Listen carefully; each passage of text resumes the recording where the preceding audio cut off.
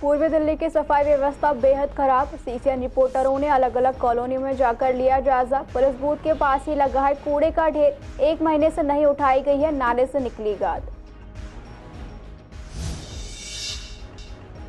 पूर्वी दिल्ली के पार्कों में बनी ओपन जिम की मशीनें पड़ी खराब। सीबीडी ग्राउंड के केशव पार्क में जिम की मशीनें हैं टूटी हुई। जनता का कहना ओपन जिम की नहीं होती है देखरेख।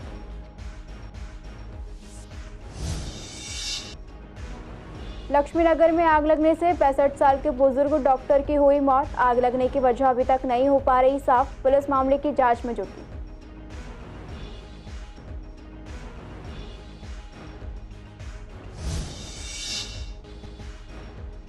पुलिस ने अंतर्राष्ट्रीय ड्रग सिंडिकेट का किया भंडाफोड़। 3 आरोपियों को किया गिरफ्तार। आरोपियों के पास से लगभग 33 किलो ड्रग्स बरामद।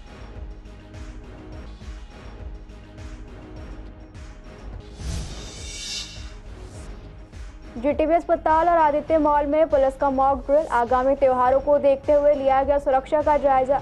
लोगों को पता नहीं था, मच गया हड़कंप।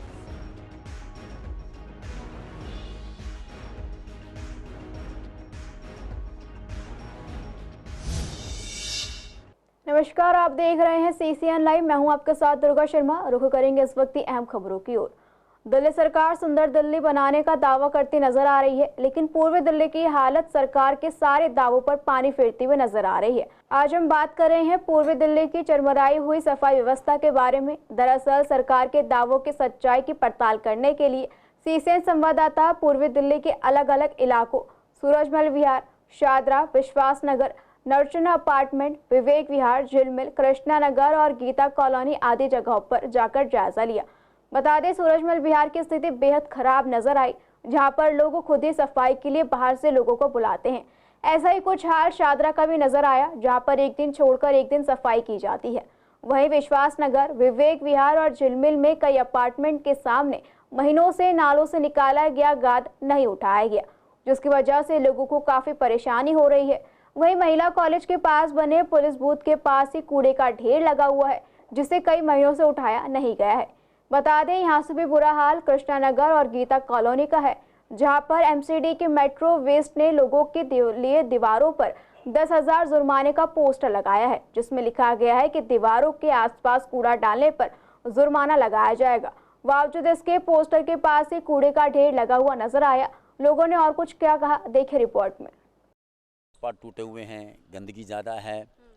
हालांकि ज्योति रानी आजकल मैं देख रहा हूँ कि वो फॉगिंग करा रही है मच्छरों को लेकर, लेकिन मच्छरों के अलावा थोड़ा सा सफाई व्यवस्था पर भी ध्यान देना पड़ेगा।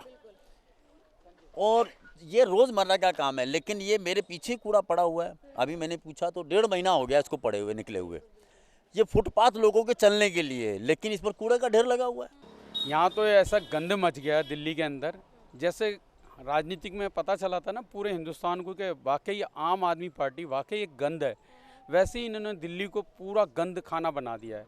जो कहने वाले थे कि जी हम कूड़ा बिल्कुल साफ़ कर देंगे, कूड़ा साफ़ नहीं और कूड़ा बढ़ा लिया इन्होंने।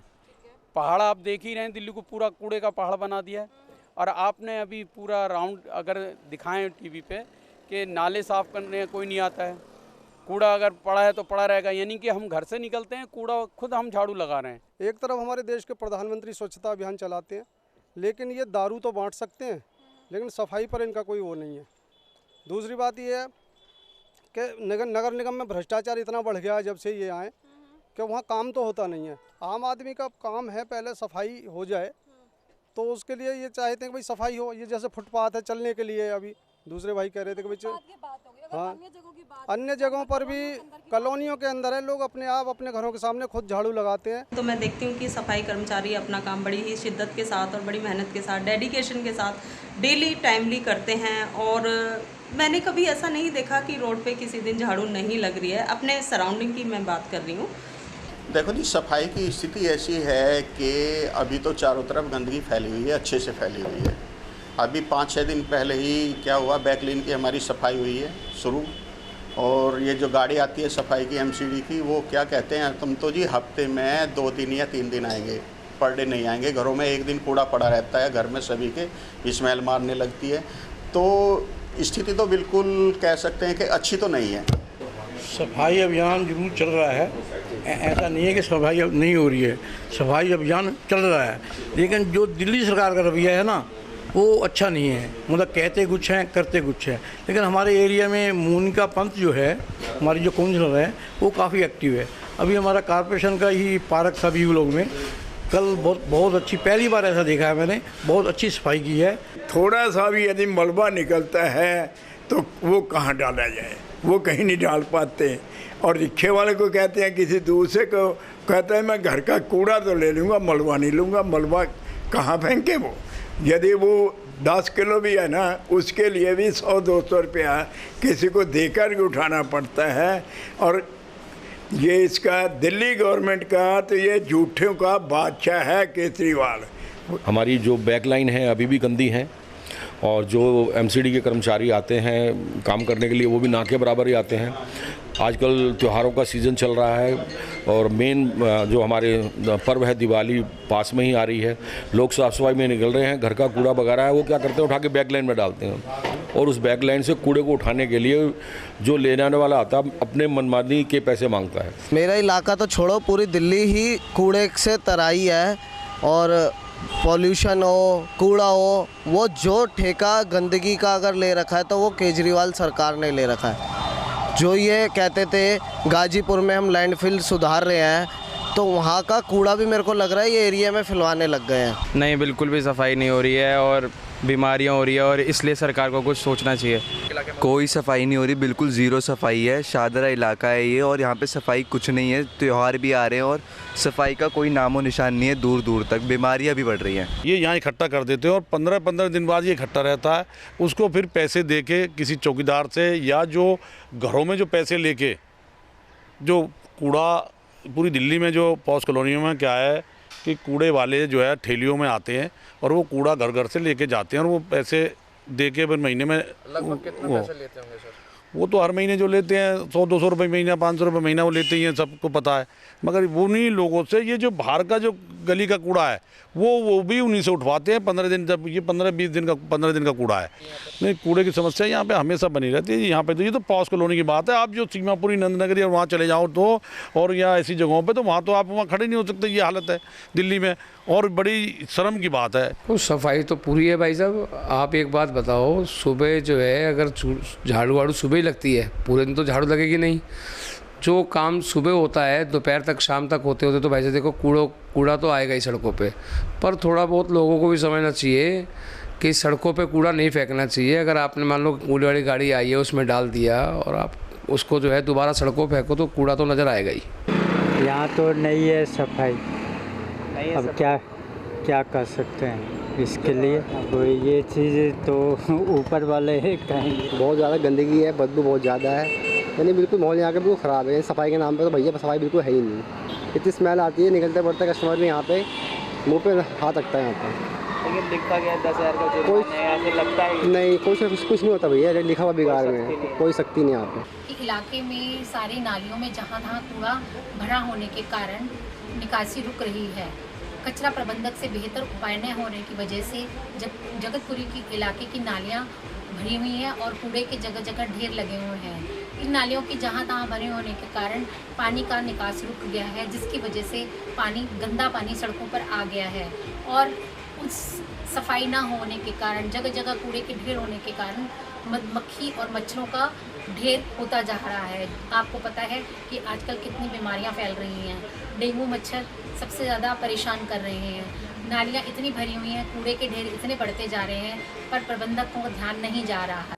पूर्वी दिल्ली के पार्कों में एमसीडी द्वारा ओपन जिम बनवाए हैं, लेकिन इन मशीनों की देखरेख नहीं की जा रही। बता दें, हाल ही में दिल्ली के मोती नगर इलाके में एक 4 साल के बच्चे की ओपन जिम की मशीन का एक टूल गिरने से मौत हो गई थी। इस सिलसिले में हमारी संवाददाता ने पूर्वी दिल्ली के अलग अलग इलाकों झिलमिल, सीबीडी ग्राउंड के केशव पार्क और ईस्ट आज़ाद नगर के पार्कों में जाकर ओपन जिम की मशीनों का जायजा लिया, जहां पर ओपन जिम की हालत बेहद खराब नजर आई। दरअसल पूर्वी दिल्ली में कई पार्क ऐसे हैं जहां एमसीडी द्वारा ओपन जिम नहीं बनवाई गई है। वहीं दूसरी तरफ जिन पार्कों में ओपन जिम बने हुए हैं उनकी मेंटेनेंस करने वाला कोई नजर नहीं आ रहा। अगर बात करें सीबीडी ग्राउंड के केशव पार्क और ईस्ट आज़ाद नगर के पार्कों की, तो यहाँ पर बने ओपन जिम की मशीनें टूटी हुई मिली, जिसकी वजह से कभी भी हादसा हो सकता है। इसी को लेकर जनता का कहना है कि ओपन जिम की मशीन लगाई गई थी ताकि लोग इसका इस्तेमाल कर सके, लेकिन लगाने के बाद इसकी देखरेख नहीं की जा रही, सारी मशीनें खराब पड़ी हैं। मैम हालत आप अगर वीडियो में दिखाएंगे अगर यहाँ पे, तो अब ये शुरू से ही ऐसा है। मतलब लोग डॉग्स अपने लेकर आते हैं, पोटी करते हैं, टॉयलेट करते हैं। कुछ लोग तो ऐसे हैं जिनके अगर मतलब घर के अगर पेट्स अगर उनकी डेथ हो जाती है वो भी यहीं दफना देते हैं और कोई सुनता नहीं इस बात को। मैम बेंच यहाँ पे बच्चे खेलते हैं, सारा दिन खेलते हैं, किसी को रोकें किसको नहीं रोकें। अगर किसी को रोकते हैं तो हर कोई ये बोलने लग जाता है कि सब लोग यहीं बचपन से खेले हैं, तो उस वजह से पार्क का भी टूट जाता है। बाहर के लोग आके बैठते हैं, सिगरेट पीते हैं, गुटखा पीते हैं, कोई शाम के समय बहुत, और कोई ऑब्जेक्शन नहीं उठाता मोहल्ले में। हम लोगों ने कई बार मतलब इसका इशू उठाया, लेकिन वही वाली बात है कि कोई सपोर्ट ही नहीं करता। तो पार्क में लोग टहलने के लिए जा सकते हैं, ये डर लगता है कहीं ना कहीं? मैम कई बार तो डर लगता है, और हालत अगर आप देखेंगे तो मेरे ख्याल से लगता नहीं, हम ही नहीं गए, मेरे ख्याल से हम ही गए हुए 1 साल से ऊपर हो गया पार्क के अंदर, तब नहीं जाते। बच्चों को भी नहीं भेजते खेलने के लिए कि पोटी लग जाती है, कभी कुछ लग जाता है। अब बेंच यहाँ टूटे हुए हैं, इसके सरिये निकले हुए हैं, अब किसी के लग गया कुछ हो जाए तो दिक्कत है, इसलिए भेजते ही नहीं। कई बार इस चीज़ की मैम इसकी बहुत कंप्लेंट्स करी हैं। हम लोगों ने पेड़ लगाने के लिए खुद भी वो करा था, लेकिन कोई नहीं लगाता। नहीं, हम सेफ फील नहीं करते। एक तो गंदगी इतनी है, ऊपर से यहाँ मेंटेनेंस वगैरह की प्रॉब्लम्स हैं, इसलिए नहीं आते। और फिर बच्चों को भी इसलिए नहीं भेजते क्योंकि यहाँ पे हर तरह के लोग बैठते हैं, ठीक है, अनसेफ है। लाइट वगैरह रहती है यहाँ पर? नहीं, लाइट्स तो हैं, बाकी ना थोड़ा सा यही है कि यहाँ पे वो गेट वगैरह कोई टाइमिंग वगैरह कुछ नहीं है, ठीक है, और हर तरह का लोग आता है, कैसा है कैसा नहीं, तो बच्चों को भी और हम भी एक टाइमिंग के हिसाब से ही जाते हैं। कि पार्क की तरह है? नहीं, पार्क की तरह लगता ही नहीं। इनके लिए आए थे, गेट वगैरह सब चेक करके गए हैं कि लॉक, हमने बताया उनको कि कुंडा भी नहीं है, टूटा हुआ है, लॉक वगैरह कुछ नहीं है। आए लेकिन बोल दिया कि वेल्डिंग होगी, ये गेट ही वो होगा, मतलब बहाने बता के चले गए, कुछ चेंज नहीं कराया। और जो एक्सरसाइज वाली मशीन है उसके लिए फ्लोर भी बिछाने के लिए बोल के गए थे, वो भी अभी तक नहीं लगा। ये सर्दियों की बात है, 4-5 महीने हो चुके हैं, कोई नहीं आया यहाँ पे। गंदा इतना है, डॉग्स की सुसु पॉटी ही रहती है मोस्ट ऑफ द टाइम, ना लाइट्स होती हैं, प्राइवेसी नहीं है। प्राइवेसी मतलब प्राइवेसी इन द सेंस की सिक्योरिटी नहीं है, ठीक है। और अगर अंधेरा है तो दूसरे मतलब और सोसाइटीज़ के बच्चे आके मतलब जस्ट लाइक कपल्स आके बैठे रहते हैं। अच्छा। और जो बच्चों के ऊपर गलत इम्पैक्ट पड़ता है। बेंच वगैरह भी काफ़ी टूटे हुए हैं, बेंच भी टूटे हुए हैं। यहाँ पे 1-2 स्विंग्स वगैरह लगी थी बच्चों के लिए, वो भी टूटा हुआ है। पार्कों की अगर बात करें तो कई पार्कों की स्थिति बेहद ख़राब नज़र आती है। खासकर अगर बात करें जो यहाँ पर ओपन जिम लगाए गए हैं उनकी स्थिति बेहद ख़राब है। हाल ही में आपने सुना होगा कि मोती नगर में जिस तरीके से एक ओपन जिम की मशीन गिरने से बच्चे की मौत हुई है, उसे देखते हुए आज हम जायज़ा लेने पहुँचे पूर्वी दिल्ली के इस केशव पार्क में, जहाँ आपको दिखाना चाहूँगी कि मशीनों की जो हालत है वो बेहद खस्ता है। यहाँ पर आप देख सकते हैं कि ये जो मूवमेंट इसकी पूरी तरीके से टूट चुकी है और यहाँ पर ना ही कोई व्यवस्था की गई है इसे बनाने की और ना ही यहाँ पे कोई उपकरण को ठीक किया गया है। साथ ही यहाँ पे आप हालत देख सकते हैं पार्क की, वो भी कितनी गंदी है। जो यहाँ पे पैड बिछाए गए हैं वो पूरी तरीके से टूट चुके हैं, निकल चुके हैं। और केवल एक ही नहीं, यहाँ पे कई ऐसी मशीनें हैं जिनकी हालत जो है बेहद खस्ता नज़र आती है। आप देख सकते हैं यहाँ जो ये जिम करने की मशीन है ये पूरी तरीके से जर्जर है, टूट चुकी है। इस पर कोई भी बैठ के जिम आसानी से नहीं कर सकता है। साथ ही यहाँ पर जो अलग मशीनें हैं उनकी भी स्थिति बेहद ख़राब नज़र आती है। ऐसा ही हाल यहाँ पर नज़र आता है कि जिस तरीके से ये मशीनों को लगाया गया है उसके बाद इनकी कोई भी मरम्मत, कोई भी मेंटेनेंस नहीं की गई है। जो यहाँ पर नीचे पैड बिछाए गए पूरी तरीके से उखड़े हुए हैं जगह जगह से। साथ ही यहाँ पे एक मशीन आप देख सकते हैं, यहाँ पर उस पर किस तरीके से कपड़ा बांध कर उसको एक तरीके से एक जुगाड़ किया हुआ है लोगों ने, और यहाँ पे उसके बावजूद भी मशीन को इस्तेमाल नहीं किया जा सकता क्योंकि इसकी जो सीट है वो पूरी तरीके से टूट चुकी है। जिम मशीन लगाई गई है, बहुत अच्छा है, लेकिन उसके बावजूद उसकी जो मरम्मत है उस पर बिल्कुल भी निगम का ध्यान नहीं है। ये पार्क डीडीए का ये पार्क था पहले, अब इसके निगम के हवाले इसको कर दिया गया, लेकिन इसकी हालत जो है बेहद खस्ता है। इसके जो मशीन के जो पैर हैं वो भी टूट चुके हैं। कहीं ना कहीं ये जो चीज़ें हैं जो दुरुस्त नहीं है, इनसे जो हादसे होने का खतरा बनता है, लेकिन उसके बावजूद भी जो निगम है वो इस पर बिल्कुल भी ध्यान नहीं देता है। और जब कोई हादसा हो जाएगा उसके बाद अगर निगम जागे तो ये कहीं ना कहीं निगम की बहुत बड़ी लापरवाही नज़र आती है। कैमरा पर्सन ललित कुमार के साथ सोने शर्मा, CCN। ईस्ट जिले के लक्ष्मीनगर इलाके के JNK ब्लॉक में एक घर में लगी भीषण आग की चपेट में आने से बुजुर्ग जिंदा जलकर उनकी मौत हो गई। मृतक की पहचान डॉक्टर भीमसेन सेठ का रूप में की गई है। उनका शव पोस्टमार्टम के लिए मोर्चरी में सुरक्षित रखवा लिया गया है। शुरुआती जांच में आग लगने की वजह शॉर्ट सर्किट बताई जा रही है। पुलिस ने मुकदमा दर्ज कर जांच शुरू कर दी है। वहीं सीसीएन संवाददाता ने इस पर स्थानीय निवासियों से बात की, जहां लोगों ने जानकारी दी कि आग लगने के समय घर के अंदर बुजुर्ग मौजूद थे। वहीं स्थानीय लोगों ने पुलिस और फायर ब्रिगेड को इसकी सूचना दी। वहीं फायर ब्रिगेड के अधिकारी फिरोज खान ने बताया कि आग लगने की सूचना करीब 7:11 पर मिली थी। फायर की 2 गाड़ियां मौके पर भेजी गई, जहां आग पर काबू पाया गया और अंदर फंसे बुजुर्गों को निकाला गया, जिन्हें पास के अस्पताल हेडगवार ले जाया गया, जहां बुजुर्ग को मृत घोषित किया गया। बता दें, बुजुर्ग की पहचान डॉक्टर BS सेठ 65 साल के रूप में की गई है। फायर अधिकारी का कहना है कि गली के अंदर गाड़ी आने में काफी दिक्कतों का सामना करना पड़ा। फिलहाल जांच के बाद ही पता चल पाएगा कि आग किन कारणों से लगी थी। ये 1912 की कॉल मिली हमको। ये एक मकान में आग की कॉल मिली थी। आके देखा तो मकान में ही थी आग तो क्या कोई इंजर्ड हुआ है? हाँ, एक आदमी हमने रेस्क्यू किया है, अनकॉन्शियस है, अभी हॉस्पिटल गए हुए हैं। क्या नाम है उनका, कितनी एज है? डॉक्टर BS सेठ नाम बताया जा रहा है उनका, और एज 65 ईयर के आसपास बताइए। जी ऐसा, ये हमारे डॉक्टर साहब भीमसेन सेठ हैं, यहाँ पे रहते थे, आँखों के बहुत अच्छे डॉक्टर हैं। तो इनकी फैमिली जो है ज़्यादातर बाहर ही रहती है, मतलब US में रहती है, बेटा भी इनका वहीं बाहर ही रहता है। ये अकेले रहते थे यहाँ पे। तो अभी हम जैसे मैं घर में बैठा था तो हमारे पड़ोसी भागते हुए आए, उन्होंने कहा कि अंदर आग लगी है। आग जब मैं यहाँ पे आया तो मैंने देखा यहाँ पे आग जो है बहुत भयानक रूप से लग चुकी थी। मैंने उनके फ़ोन मिलाया तो ये क्या करते थे कि भाई ये वाला इनका लॉक रहता था एक गेट, और दूसरे गेट से अंदर एंटर करते थे। तो मैंने जब आके यहाँ पे देखा कि इनके दोनों गेट जो है, एक जो बाहर से लॉक रहता है वो लॉक ही था, और जो जहाँ से ये जाते थे वो अंदर से लॉक था। तो मुझे थोड़ा डाउट हुआ, मैंने इनके फ़ोन मिलाया, लेकिन उन्होंने कोई रिस्पॉन्स नहीं दिया। उसके बाद हमने सामने वाले घर से समरसीबल का पाइप लगा के हमने फायर ब्रिगेड को कॉल कर दिया था हमने टाइम पे। तो जब तक फायर ब्रिगेड आई है तब तक मोस्टली हम लोग 5-6 भाई जो हम मिल के जो आग बुझा चुके थे अंदर की घर की। तो उसके बाद जब इनका रिस्पॉन्स नहीं आया तो मेरे मन में थोड़ा ऐसा हुआ कि भाई शायद ये अंदर ना हो। तो फिर हमने ये दरवाज़ा तोड़ा मिल के। जब हमने मिल के दरवाज़ा तोड़ा, उसके बाद जब आग जो है अंदर तक फैली हुई थी, लेकिन हमें उस टाइम पे अंदाज़ा नहीं था कि ये अंदर मौजूद हैं। नहीं, जब फायर ब्रिगेड आई है, फायर ब्रिगेड वालों ने अंदर एंट्री की है, तो उन्होंने अंदर टॉर्च जला के देखा, मतलब अंदर धुआं काफ़ी था। हम लोग जहाँ तक हम जा सकते थे वहाँ तक हमने आग बुझाई है। और इसमें जो है कूड़ा कबाड़ा और मतलब जैसे अननेसेसरी चीज़ें, प्लास्टिक वगैरह कुछ ज़्यादा ही रखा हुआ था उन्होंने। लेकिन जब वो फायर ब्रिगेड वाले हैं उन्होंने डिक्लेयर किया कि अंदर एक बंदा है, तो तब हमें वो महसूस हुआ कि हाँ भाई जो हम सोच रहे थे वो हमारा सोचना जो है थोड़ा सही निकला हमारा। पूर्वी जिले की एंटी नारकोटिक्स स्क्वाड की टीम ने एक अंतर्राष्ट्रीय ड्रग सिंडिकेट का भंडाफोड़ करते हुए 3 आरोपियों को गिरफ्तार किया। गिरफ्तार आरोपियों की पहचान पंकज, पालेंदर और सज्जन के रूप में की गई है। आरोपियों के पास से 32 किलोग्राम और 542 ग्राम कैनबिस यानी कि गांजा बरामद हुआ। मिली जानकारी के मुताबिक पूर्वी जिले की एंटी नारकोटिक्स स्क्वाड की एक टीम को जिले में सक्रिय ड्रग तस्करों को पकड़ने के लिए गठित किया गया था। टीम को गुप्त सूचना मिली कि एक व्यक्ति जिसका नाम पंकज है वो नशीले पदार्थ यानी कि गांजा ले जा रहा है और इसे आगे आपूर्ति करने के लिए दिल्ली के गाजीपुर सब्जी मंडी की ओर जा रहा है।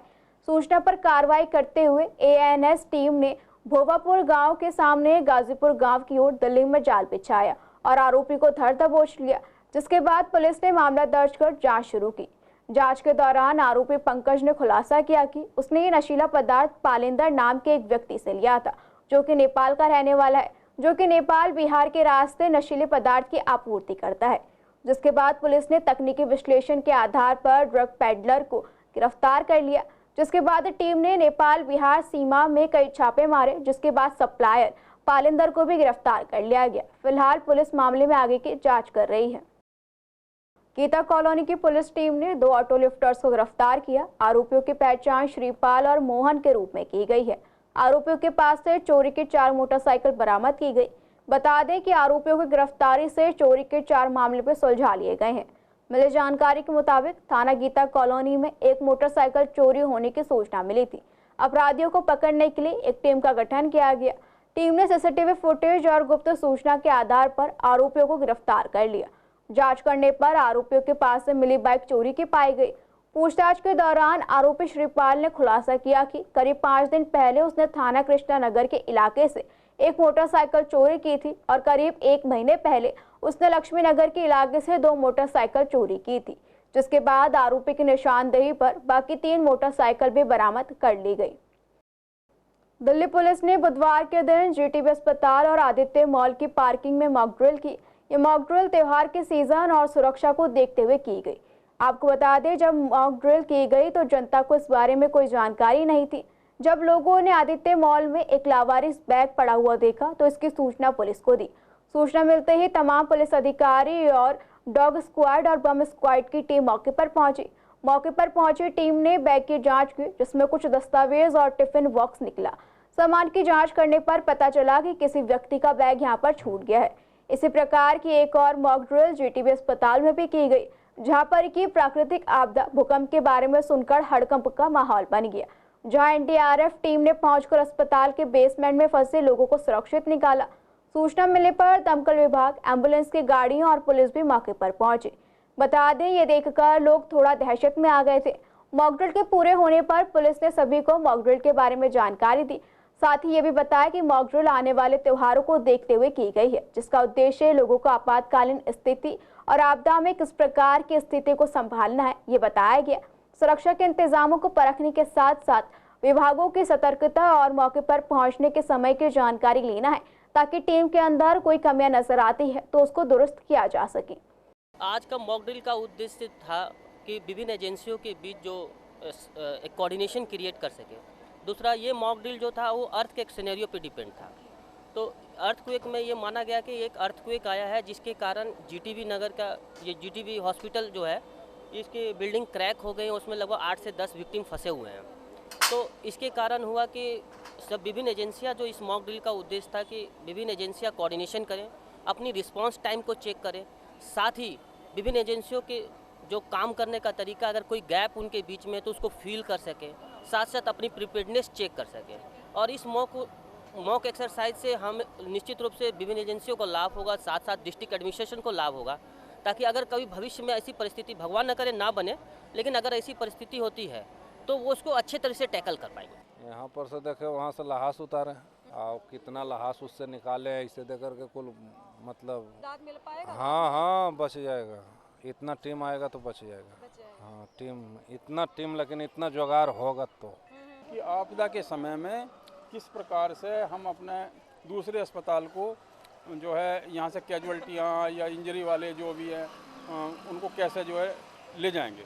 यहाँ एनडीआरएफ आई थी, हाँ दिल्ली जल बोर्ड आए थे, उनको रेस्क्यू किया गया था और एनडीआरएफ ने किया था, और डायरेक्ट जो है उसके द्वारा किया गया था कि ऊपर से जो है कैजुअल्टियाँ तारी गई थी। अभी सामने लगा हुआ है ये। इसके लिए तो बहुत ही फ़ायदेमंद है, क्योंकि हर आदमी अलर्ट हो जाता है, तैयारी रहती है, सारे डिपार्टमेंट्स आते हैं, तो इससे सारी जानकारी रहती है, एक दूसरे का कनेक्टिविटी बनी रहती है, जिससे कि आपदा के समय पे सारे डिपार्टमेंट जिनकी अति आवश्यकता होती है। पूर्वी दिल्ली के आनंद विहार स्थित इस मॉल में एक लावारिस बैग मिला था। लावारिस बैग मिलते ही यहाँ पर हड़कंप मच गया था कि कुछ हो सकता है बैग के अंदर, लेकिन अभी जो है जांच में पता चला कि इस बैग के अंदर कुछ भी नहीं है, कोई एक्सक्लूसिव नहीं है। फ़िलहाल यहाँ पर तमाम जो एजेंसियाँ यहाँ पर जांच कर रही है बैग की, और बॉम्ब स्क्वाड के साथ साथ जो है अन्य विभाग भी यहाँ पर हैं। फ़िलहाल जो है ये जो बताया जा रहा है, ये मॉक ड्रिल करवाई जा रही है। आगामी त्योहारों को देखते हुए ये मॉक ड्रिल करवाई जा रही है कि यहाँ पर अगर कुछ ऐसी चीज़ मिलती है तो इससे कैसे निपटा जा सके। वीडियो जर्नलिस्ट महेंद्र बोरा के साथ मोहित शर्मा, सीसीएन लाइव, दिल्ली। आनंद विहार इलाके में शराब पीने के दौरान हुई कहासुनी के दौरान दोस्त ने दोस्त पर ईंट से हमला कर उसकी हत्या कर दी। मृतक की पहचान निराला साहू के रूप में की गई है। पुलिस ने उसके शव को पोस्टमार्टम के लिए अस्पताल की मॉर्चरी में सुरक्षित रखवा दिया है। पुलिस ने हत्या का मामला दर्ज कर आरोपी को गिरफ्तार कर लिया। बता दें कि पकड़े गए आरोपी की पहचान अंकित मिश्रा के रूप में की गई है।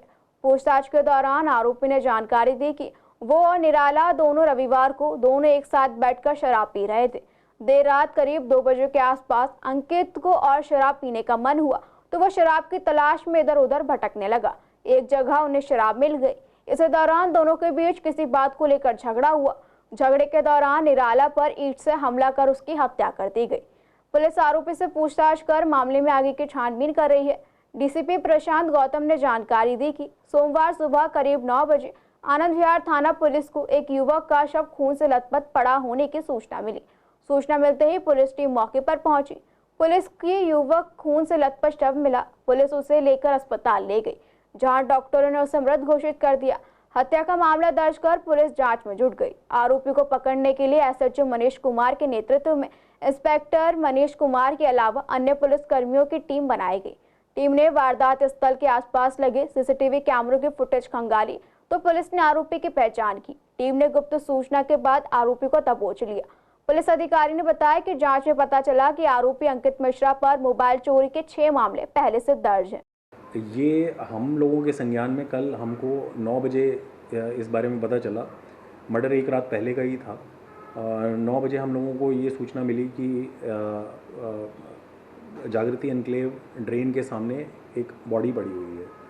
उस बॉडी की शिनाख्त करी गई तो पाया गया वो व्यक्ति निराला साहू नाम का व्यक्ति था, जिसकी उम्र 26 साल की है और वो गाज़ियाबाद का रहने वाला है ओरिजिनली। यहाँ पर वो नारंग बेकरी सूर्यनगर में काम करता था। इस तरीके से उसकी पहचान हुई। पहचान करने के बाद इस मर्डर को जिस व्यक्ति ने अंजाम दिया है उसको भी हमने पकड़ लिया है। उसका नाम अंकित मिश्रा है और उसकी उम्र 27 साल है और वो रहने वाला जे कैंप आनंद विहार का है। मोटिव तो बेसिकली ये जो दोनों व्यक्ति थे, मरने वाला भी और मारने वाला भी, ये दोनों शराब पीने के आदी थे और इनकी दोस्ती भी शराब पीने को लेकर ही हुई थी। और कल ये लोग मिले करीबन 1-1:30 बजे के आसपास रात में, और 1-1:30 बजे के बाद ये लोग शराब पीने का ही प्लानिंग से ही गए और इन लोग ने शराब भी पी। उसके बाद शराब पीने के बाद इनका झगड़ा हो गया और उस झगड़े में ये जो निराला साहू है इसकी मृत्यु नहीं, इनका झगड़ा हुआ और झगड़े में सामने पड़ी जो नाले के सामने ईंट थी, उस ईंट को इसके सर पर मार दिया ये अंकित मिश्रा ने। सर, क्या कोई पैसे का भी लेन देन हुआ इनके बीच झगड़े की वजह? झगड़े की वजह शराब पीना को लेकर ही था। इनमें से ये लोग ज़्यादा और शराब पीना चाहते थे। अंकित मिश्रा के पास पैसे नहीं थे और ये इससे निराला से पैसे मांग रहा था। निराला उसको पैसे नहीं दे रहा था। इस बात को लेकर इनका झगड़ा हुआ। पूर्वी दिल्ली के शादरा साउथ जोन स्थित निगम कार्यालय में और गांधीनगर के डीएवी स्कूल में महर्षि वाल्मीकि जयंती के उपलक्ष्य में कार्यक्रम का आयोजन किया गया। कार्यक्रम की शुरुआत दीप प्रज्वलित कर की गई। इस मौके पर निगम पार्षद भरत गौतम, प्रोफेसर डॉक्टर धर्मेंद्र और अध्यापक सतीश शर्मा मुख्य अतिथि के रूप में पहुंचे। कार्यक्रम में विद्यार्थी ने सरस्वती वंदना प्रस्तुत की, जिसके बाद बच्चों को महर्षि वाल्मीकि जी के जीवन की महत्वपूर्ण बातें बताई गई। वहीं कार्यक्रम के अंत में प्रधानाचार्य के मुरली द्वारा सभी छात्रों को रामायण के अलग अलग भाषाओं में रचना से जुड़े टॉपिक्स के बारे में बताया गया। इसी सिलसिले में साथरा साउथ जोन स्थित निगम कार्यालय में भी निगम कर्मचारियों द्वारा वाल्मीकि जयंती मनाई गई। कार्यक्रम में मौजूद सभी कर्मियों ने वाल्मीकि जी को पुष्प अर्पित करके उन्हें नमन किया। जैसे हम कहते हैं कि भगवान राम के जन्म होने से पहले ही भगवान वाल्मीकि जी ने रामायण रच दी थी और उसमें क्या लिखा, प्रातः काल उठ के रघुनाथा, मात पिता गुरु नवाही माता। तो हम भी चाहते हैं कि जो विद्या भारती द्वारा संचालित विद्यालय हैं, हिंदू शिक्षा समिति द्वारा संचालित विद्यालय डीएवी विद्यालय क्रमांक 1 गांधीनगर, इसके जो बच्चे हैं अपने माता पिता गुरुओं के पैर छूकर उनसे आशीर्वाद लें। जो रामायण जो भगवान वाल्मीकि जी ने लिखी उसमें जो गुण दिए गए हैं, भाई का भाई से कैसा प्यार, यही बात जब कुंभकर्ण ने रावण को कहा कि भाई का भाई से कैसा प्यार है, ये आपने लक्ष्मण से क्यों नहीं देखा। भगवान महर्षि वाल्मीकि जो प्रकटोत्सव दिवस है उसको मनाया गया। सभी यहाँ प्रिंसिपल, हमारे वरिष्ठ जो अध्यापक है सतीश जी है और दूसरे हैं, उन सब ने मिलकर के ये मनाया और हमने बच्चों में एक एजुकेशन का कि शिक्षा को कैसे प्रचार प्रसार हो, अपने असल से कैसे जुड़े रहें। संस्कृत जैसे सभी भाषाओं की जननी संस्कृत है। भगवान वाल्मीकि के मुंह से निकला पहला श्लोक संस्कृत में है, आदि कवि है और वो ग्रंथ लिखा जो ग्रंथ दुनिया का पहला महाकाव्य कहला, यानी कि रामायण। तो हमने जो हमारे जो बच्चे जो बैठे थे सामने, जो इसमें जिन्होंने जो सम्मिलित हुए इस प्रोग्राम में, भगवान महर्षि वाल्मीकि के प्रकटोत्सव दिवस के इस प्रोग्राम में, हमने उन सबको ये संदेश देने की कोशिश की है कि कलम से जुड़े रहिए। यहाँ की युवा पीढ़ी जो बच्चे पढ़ रहे हैं उन सबको इससे अवगत कराना बहुत ज़रूरी है कि हमारे महर्षि वाल्मीकि जी भगवान के बारे में जानकारी देना, उनके बारे में बताना, आने वाली पीढ़ी को बताना बहुत ज़रूरी है। तो उसके लिए मैं विद्यालय का धन्यवाद करता हूँ कि विद्यालय के प्रधानाचार्य, वहाँ की मैनेजमेंट टीम ने मेरे को यहाँ बुलाया और बच्चों को महर्षि वाल्मीकि जी के बारे में बताने का मौका दिया। फिलहाल पूर्वी दिल्ली खास में इतना ही। खबरों के लिए बने रहिए CCN लाइव के साथ।